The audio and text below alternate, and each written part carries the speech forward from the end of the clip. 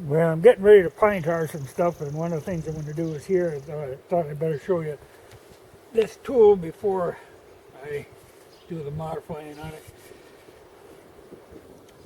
Okay, I've had this Husqvarna hatchet and I think what they call a small woods axe, a small forest axe, and they're good tools.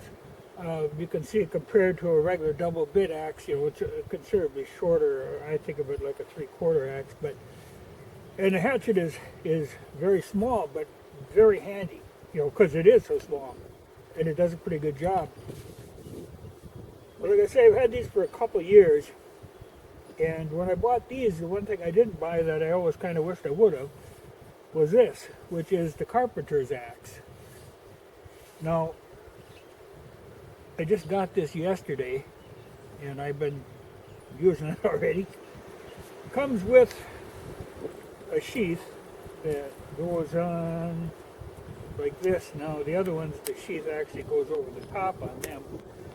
These sell around 60 bucks. It's good, forged in Sweden. American hickory handle. Very good tool. Good heft to it. Compared to, like, this is that Swiss one that I carry in the check bag.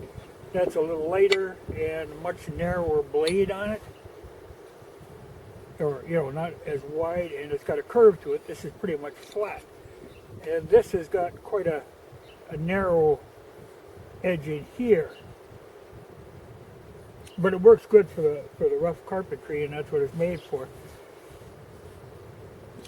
But like I say, I'm going to be pine tarring the handle, but I do like that the Husqvarna stuff comes with just a kind of an oil finish on it. There's none of this varnish or poly crap on there. So they're good just the way they are, but of course the pine tar will make it better. But I was using it yesterday. I needed to make a beater. I was splitting some ash and I wanted something to drive an axe with, and I don't like to use, you can't use steel or it beats them up, and I don't like to use my regular mallet because it beats up the end. So I had a chunk of ironwood and I just made a beater out of it, but now I use this to make it, and it's got enough heft that even with ironwood, you can take a blow and it'll take a nice piece off. It worked good for that.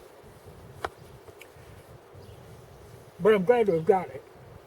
They're all over on eBay. This came from a Husqvarna dealer out in New Jersey, I believe.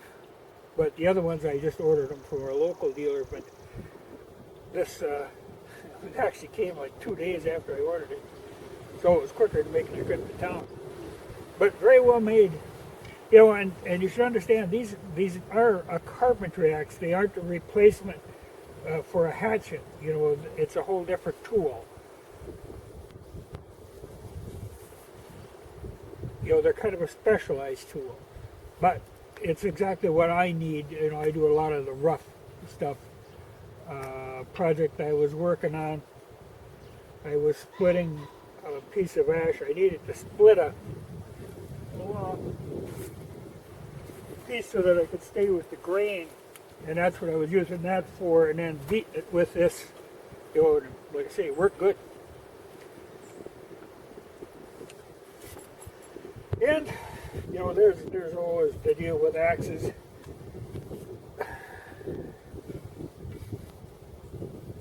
You see a lot of people. You could spend $200 on an axe, but if you don't have the level of skill to use it, it's just wasted money. At the same time, you don't want to buy a really cheap tool of any sort, really, because it can hinder your skill. You won't develop a skill if your tool is holding you back. So you got to kind of find a happy medium, and these Husqvarna ones are what I would consider a happy medium, but really kind of on the high end of a happy medium. They work very well. The only tool, Husqvarna makes a splitting maul, and I've never bought one, though I might sometime. But the deal with them, they've got See, what I use for splitting are these Collins mauls.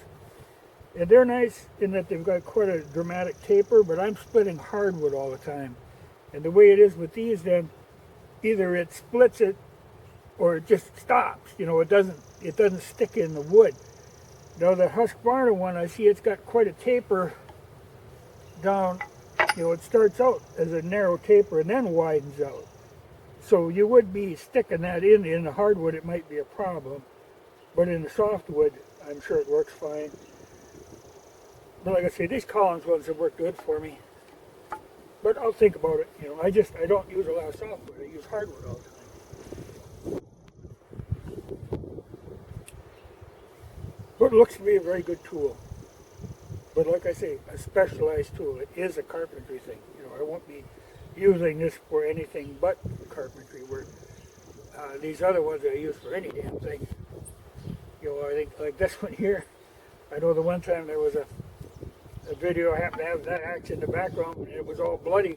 Well, it's because I use it for cutting up deer.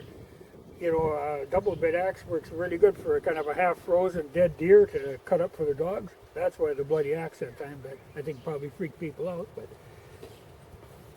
But Husqvarna makes good stuff.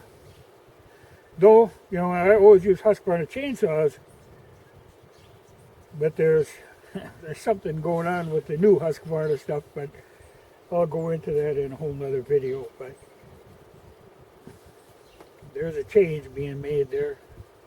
They're kind of splitting the line into the pro model and the consumer model, and I hate it when companies do that. But I see that happening. So these, like this is a Rancher, 55 Rancher. These things are actually worth as much as a new consumer model is now. Because the old ones were made in Sweden, the new ones are being made by Poland. But like I say, that's a whole other story that I'll get into, though I don't like to.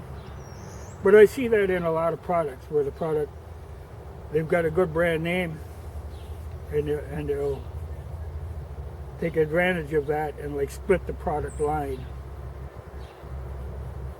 It's not a good way to go. But at least the Husqvarna axes are good yet.